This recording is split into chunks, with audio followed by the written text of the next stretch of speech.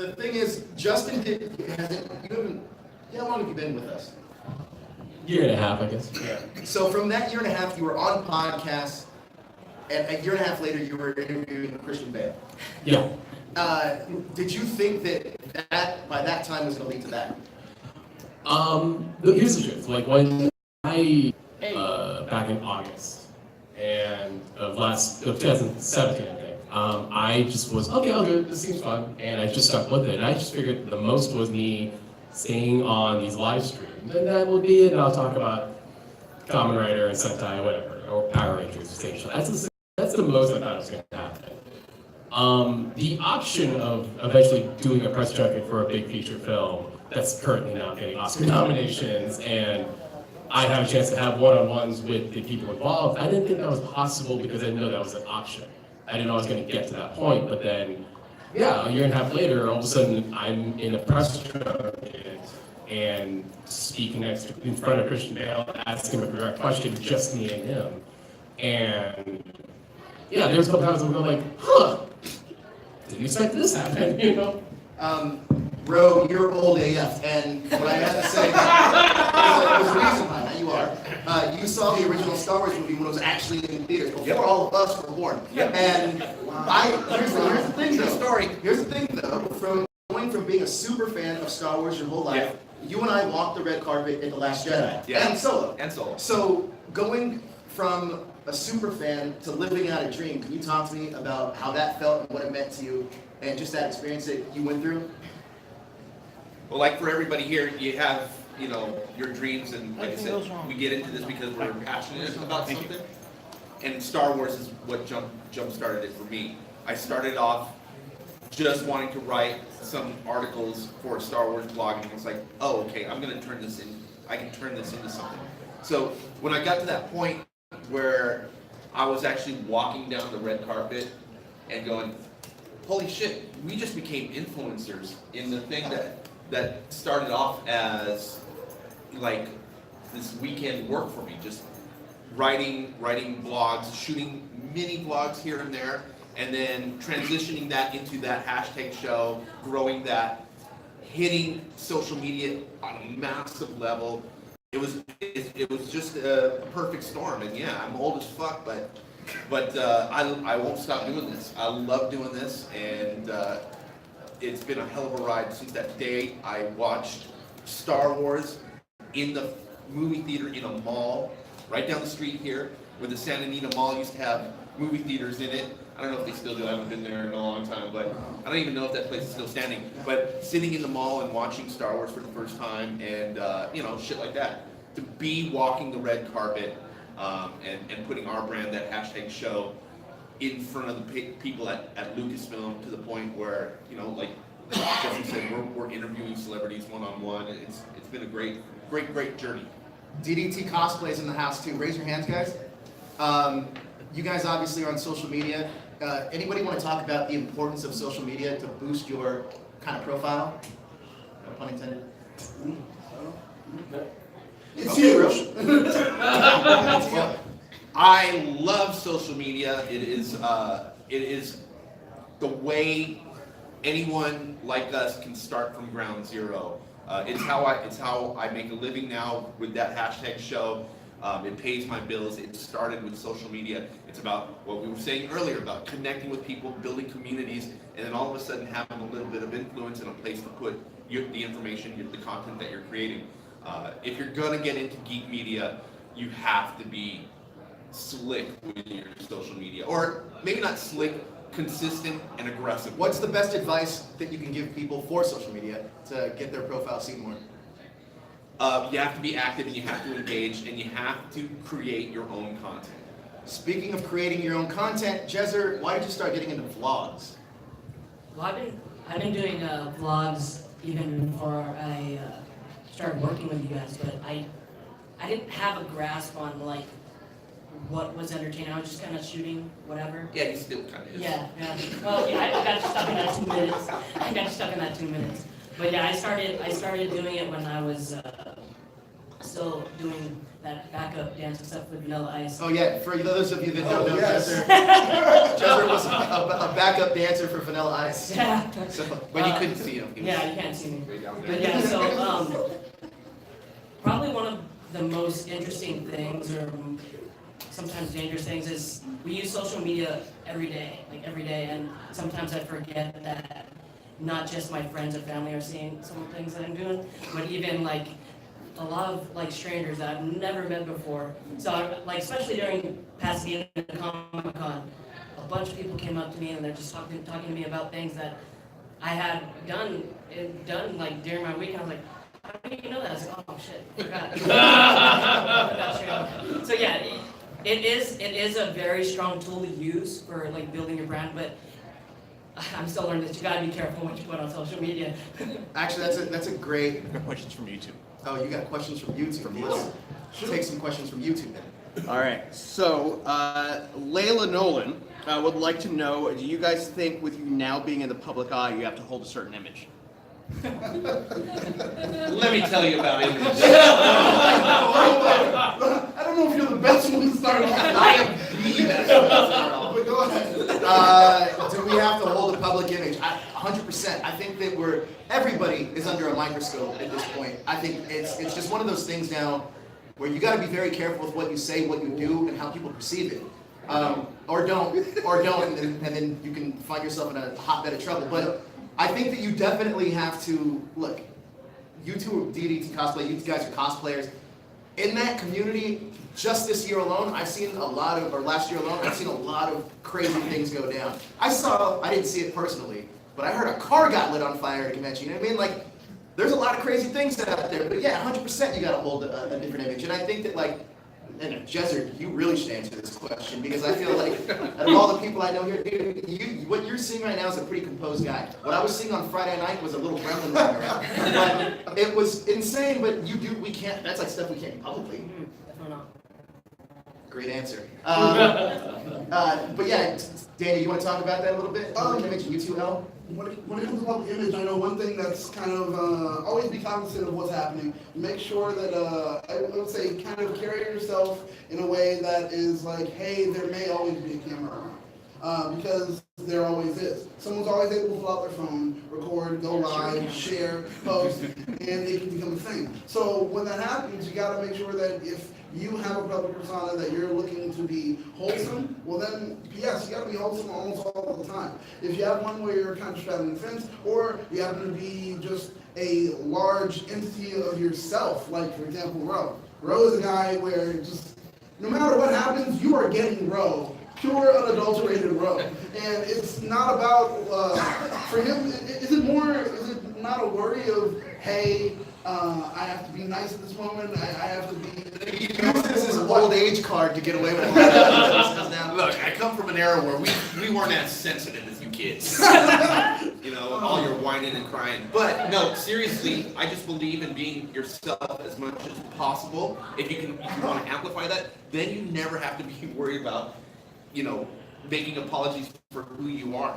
I do a late night show because I know how I am. I want to drink, I want to say funny shit, and in that attempt to say funny shit and getting loud, I might say a few offensive things and step on my words a bit, but I'm always honest about how I feel and how I portray myself, so I don't have to make those, well, not too many later.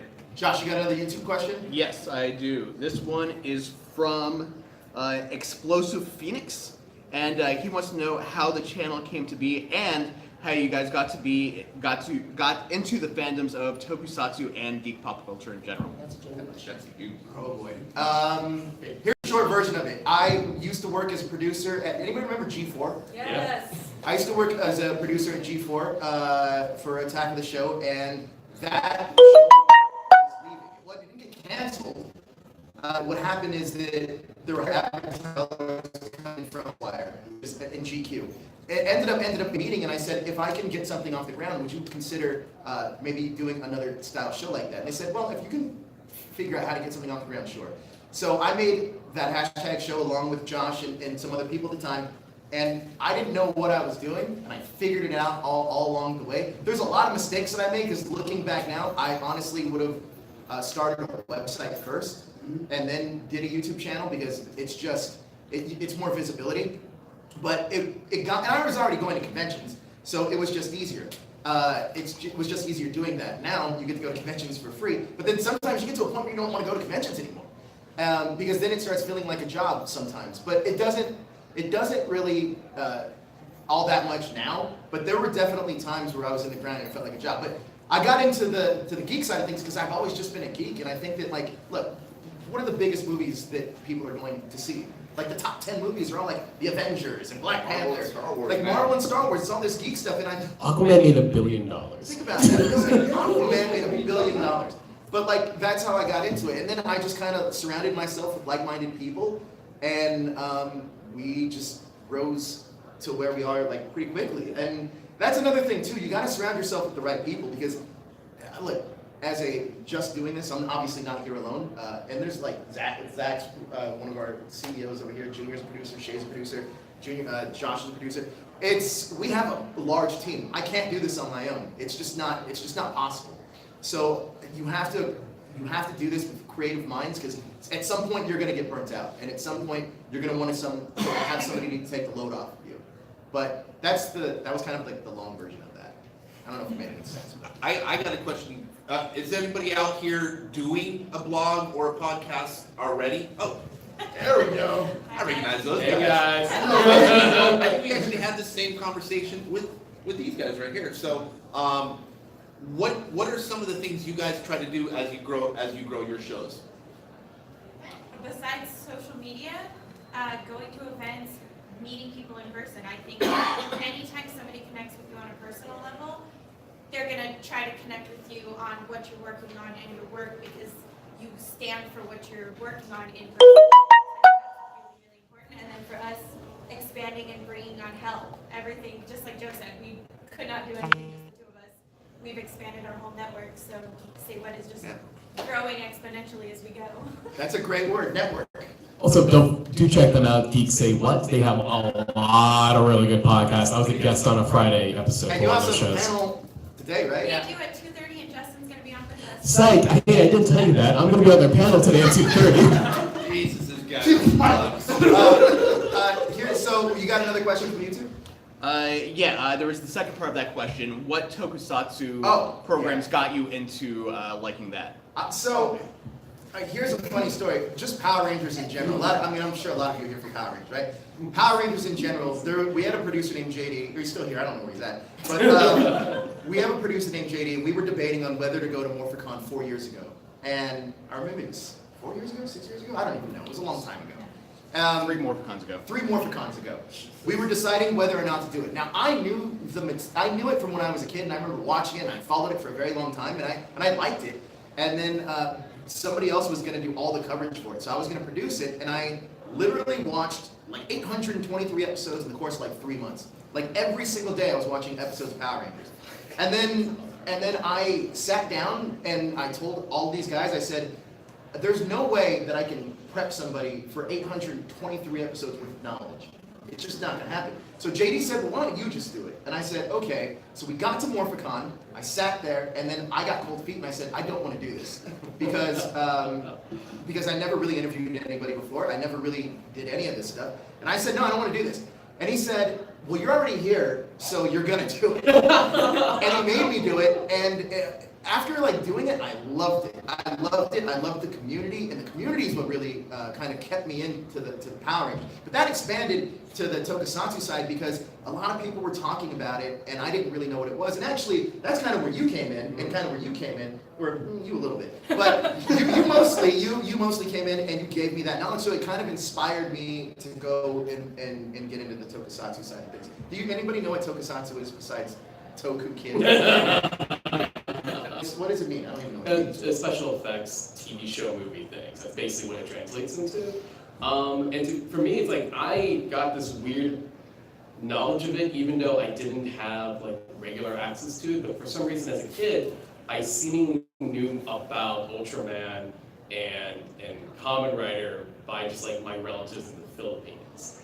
And I remember the day that I became I guess, Lizzie Toku fan was after watching, I was a big Power Ranger kid growing up, as many folks are, and my cousin was like, I'm going to show you something that I think is cooler than Power Rangers. And I'm like, sure. And he showed me a bootleg copy of a movie called Kamen Rider Zeta with no subtitles. Well, what that was a raw Japanese movie. Raw Japanese, it was raw, no subtitles. So I had to follow the story with no English dialogue. I had to figure it out, but it was a pretty clear-cut movie. And it was like the cool, transforming thing in Power Rangers fighting Goofy Monster, but also it looked like Terminator and Batman at the same time, like the big Hollywood movies. And it was creepy at the same time, and and I've never heard of Kamen Rider, so immediately I was like, I'm hooked. I don't even know what this is, but I'm hooked. And I had no internet, I didn't have any other access, and I just kept finding out more when I can, be it like magazines, in hobby shops, or what have you. And I had to watch shit projected on rock. That was your horse and buggy days. there's like a guy drawing out. You got those sketches, right? But with It's Elle, a living. with Elle, it's a little bit different because I knew you were a fan, kinda, and I pulled you into it, and she would bring toys to the set every day and do stuff. I still have all of my figures from being a kid and all the accessories and everything. I really love Power Rangers, but growing up, after a certain age, you kind of have to hide it. So, Yeah. Not anymore, but Not anymore, but back in the day, man, being a nerd was not cool. I think No, that you was did the not tell definition anybody of high nerd. school Don't watching tell Power anyone. Rangers. Any more, Josh? You got more YouTube questions? Yeah, Blackwing 2040 would like to know how many episodes a day of Power Rangers you watch to get through all of Yeah, it. it varied. It varied sometimes from when I woke up to when I went to sleep, but it varied. I mean, I don't think I ever. The fastest I watched the whole season in 2 days. So that's what, 30 episodes? No, that's 20 episodes, something like that. I did watch, I watched a lot. I remember to the point where certain theme songs, would give me, PTSD. And it's no, man, I can't listen to this. Which ones? I need to know. I hate the Mystic Force theme song. I hate it. So now we know. No, you were singing that though when we were in. I sing it to kind of annoy everybody, or really to annoy myself, but I hate that song. There's not any Mystic Force ratings. Good to know, Daniel. Good to know, right? Yeah, well, hey, we're holding on to that. Here, I'll tell them. The whole cast of Mystic Force is awesome. I didn't make the song, they're fine. But yeah, and some of them I'll hear and it's oh man, I get that song. It was Power Ranger Zeo and Oh yes. Power Ranger Zeo and Space? no. SPD. That's a good one. Oh, big fan of those two theme songs. You got another one? Yeah. He also wants to know what are some strategies for making a team to cover everything in geek culture, whether it's Power Rangers or comic books, anime, movies, whatever. It's like sports. Sometimes you got to find the right players to play the right positions. And I think that with what we found, look, you're not a Power Ranger guy, you're a Star Wars guy. Yeah. And that's kind of your niche. And when you start talking to your friends, you find out the things that they're into. She's into Doctor Who. We would always see each other for years at Doctor Who conventions. But yeah, she's into Doctor Who, so that was an easy fit. I knew that he was into Doctor Who. I had no idea that you were into Doctor Who until just recently. And I didn't even know you were into superheroes in general until recently. So it's just about finding the right people that you connect with and expanding your horizon. I don't know everything there is to know about certain things. I have a lot of blind spots, but a lot of these guys can pick up that slack. Question? How could someone, let's suppose they wanted to put content out but didn't necessarily want to make a whole show? What if they just had an idea or a theme? How could someone put smaller truncate or pieces of content out? You want to take this? I'm glad you asked. There's a lot of outlets out there to piggyback your stuff onto, and that's something we're trying to do more and more at that #show.com is engaging with the community. We have with my show Star Wars Fanatics that I do with Joe every Sunday night. We get 500 comments in the live feed every show, and a lot of those people had a lot of great opinions and had a lot to say. So we were giving them a place to write. They would reach out to us week after week, and we were like, hey, there is a whole world of talent out there, and these guys don't have any place to put their content. They don't know where to get started. We're not the only source, but I'm the only source I'm going to talk about. That at #show.com, all our writers most of our writers have come from the community, people who want to test the waters. It's a safe place to, have to submit something, have an editor look at it, say, okay, we're going to fix this, and it's going to go live, and actually engage with a few readers. Maybe not a lot. If it's a Star Wars article, it might get 10,000 readers, or a Power Rangers article might get 10,000, 100,000 readers. Most of the time, this new content gets a few hundred people, but it's way more than you would have gotten on your own, and it's a great way to start and kind of feel out your desire, your talents, figure out what you do best before you really invest in going hard on your own and starting your own blog. Because as you see, it takes a joint effort. And to piggyback off of that, like he was also saying, like Toku back here, he's written for us for our website now, and it's getting exposure. And it's now, if you wanted to, you get press badges at different conventions because we have that access. That doesn't just mean here in California; it means around the world, actually. And that's another thing. If anybody does want to get into this and really, really takes an interest in wanting to do the press stuff, talk to us after, because we can hook you up with testing you out on our website and trying to and get you engaged that kind of way. What's a time check? And also a question. Two things, two birds with one stone. I didn't mean that, but this is a Henshin question for the Henshin Hangout guys. In the future, when you guys are done with the current season that you're talking about, would you be down to talk about Garo and Ultraman? It's always tricky because we haven't figured out a way to talk about other shows besides Rider and Sentai, and we tend to always be very current. And the way how it works is they don't have breaks. There's not a large gap. It's always around 48 to 50 episodes. So I would love to do spotlights on other shows. I'm a huge Ultraman fan, and I would love to discuss especially the last 3 Ultraman shows. I thought they were great. And Garo, I would love to dive more into Garo. I've only seen the first episode, and I thought that was really, really cool. It's something we can talk about and plan in future episodes. I think, right now, I can't guarantee anything, but I will say I would love to because I'm a big fan of other shows besides Kamen Rider and Sentai. I'd definitely be interested. I think just last year I started watching Kamen Rider.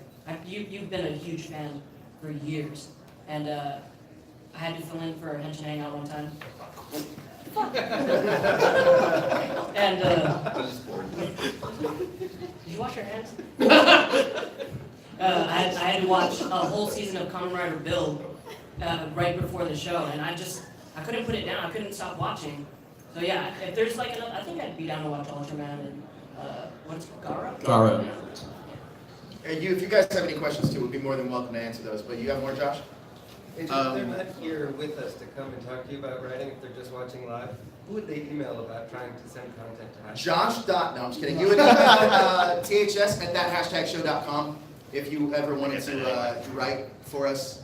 It's sample work. We've gotten a lot of submissions actually, and some of them are really good. And I mean, look, at the end of the day, if you can compose a sentence, you can do this. It's not very difficult, and you're not alone in it because even if you don't think you're a good writer, that's what editors are for, to make you become a better writer, or to push content out. List, those don't have to be long, couple sentences, you know all about it. Even cosplay profile pictures, that's a pretty easy thing to do. There's so many different, and when we say joining our website, we don't mean oh, we have to sit there and write all the time. It's not like that. There's so many different aspects you can do with us. We need to team if you want to learn more about that. We have that, that kind of stuff. There's all sorts of things you can do. That's at ths@thathashtagshow.com.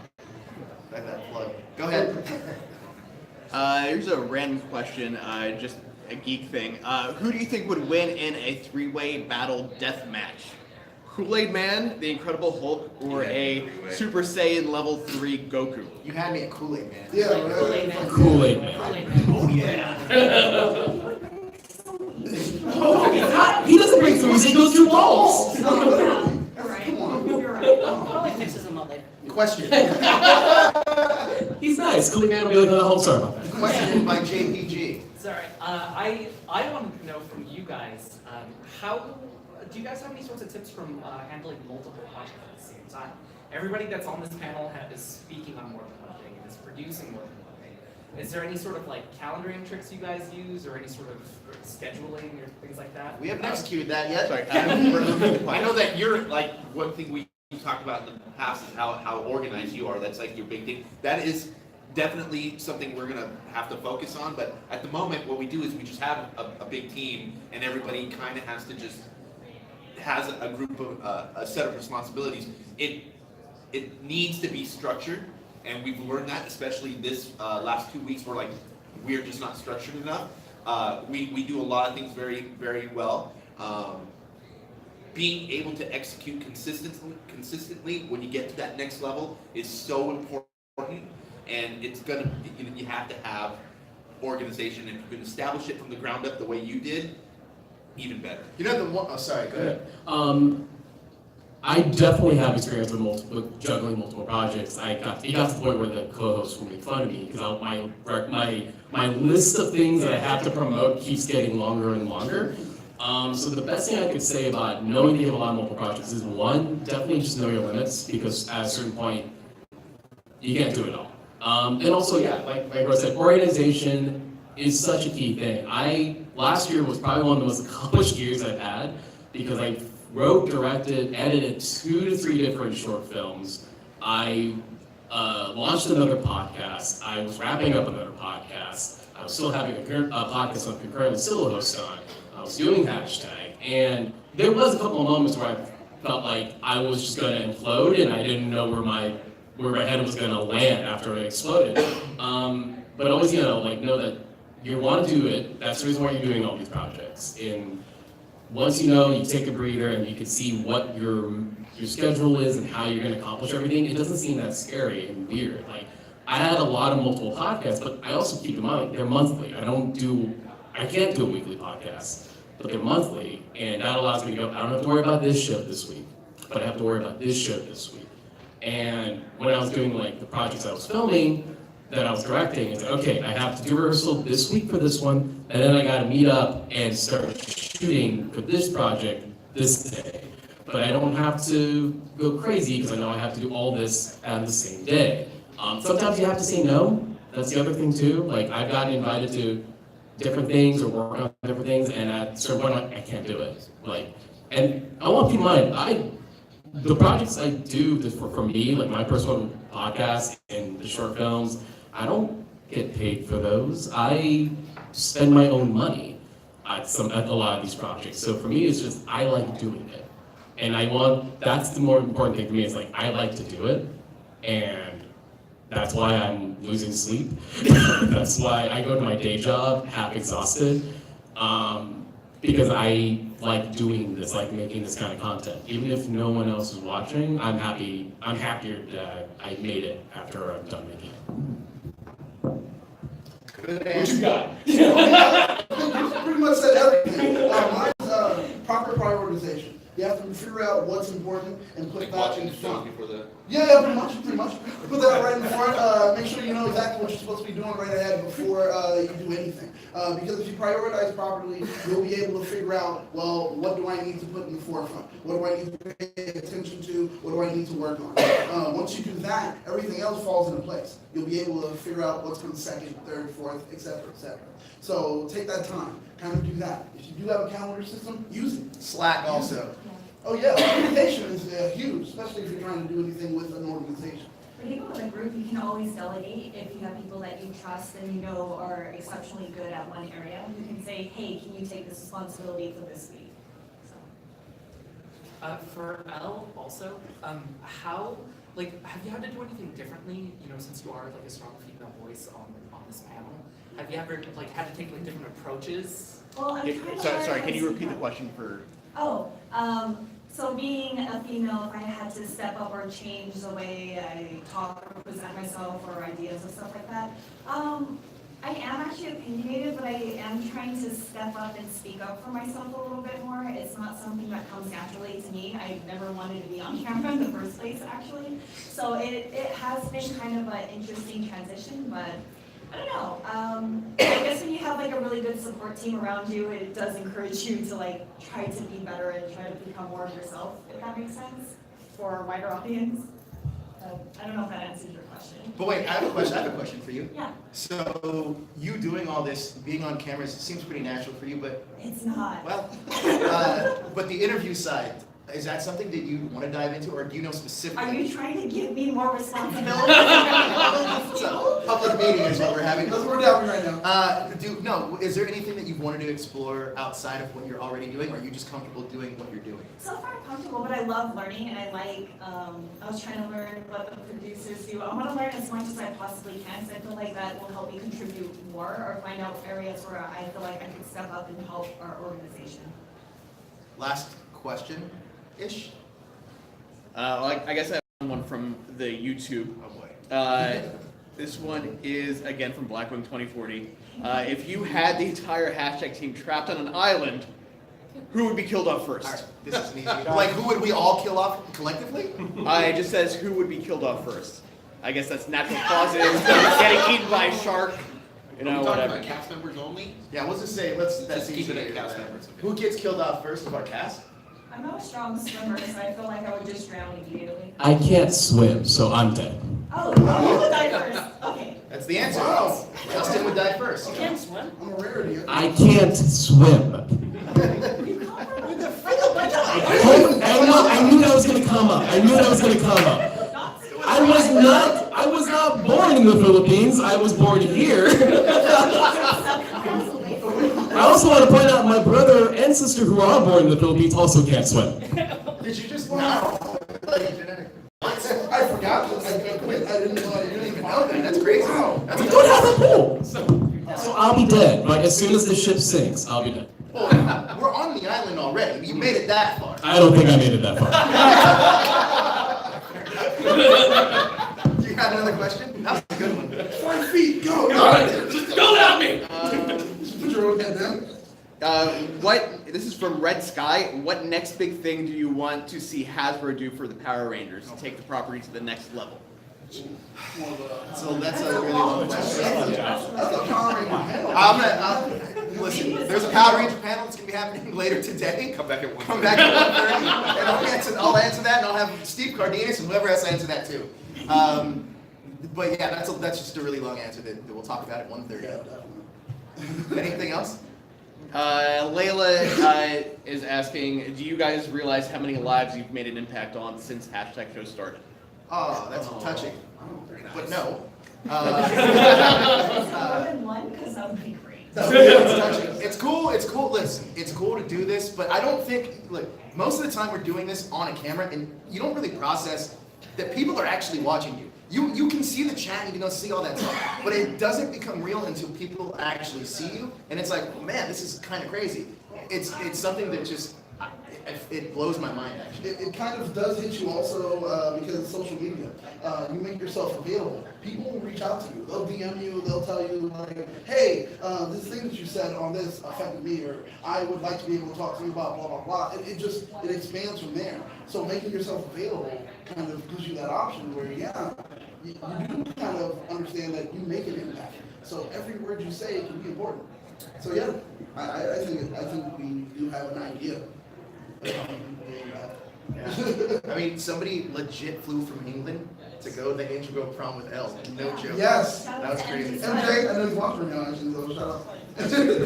But I think that's going to do it for us, though. But if you have any interest at all in wanting to join our team, hit us up, or you can talk to us after this. A bunch of us will be here. Or just write content for us. Yeah, that's what I'm saying. Test something out. Anything that you want to test out, hit us up, ths@hashtagshow.com, or just talk to us directly today, and we'll set everything up. But that's going to do it for us. Thank you guys so much for joining us. You guys are awesome.